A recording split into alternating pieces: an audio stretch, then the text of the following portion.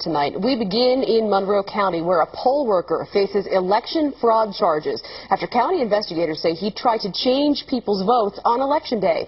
As Newswatch 16's Trish Hartman tells us, the poll worker says he was just doing his job. This is 59-year-old Sean Stevens of Long Pond. He faces felony fraud charges after working the polls in Monroe County on Election Day.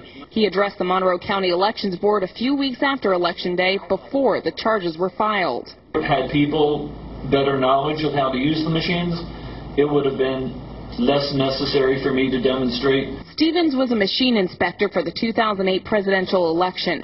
Court papers say Stevens reached over the back of voting machines to change votes and encourage people to vote for Barack Obama. But Stevens says that's impossible. Because the machines are just too high. You cannot look over unless you're really strained to do so. But take a look at this video from the Tunkhannock Township polling place on Election Day. Because of a platform behind the machines, workers can easily reach the top and into the voting machines. According to these court papers, Sean Stevens had been a voting machine inspector 3 other times prior to November 2008. Only this time, Stevens was asked to leave the polling place here in Tunkhannock Township before the day was over, when voters started complaining about his actions.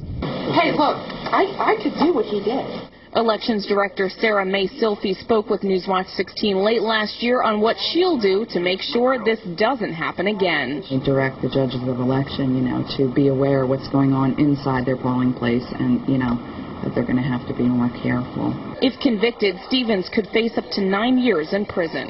Trish Hartman, Newswatch 16, Monroe County.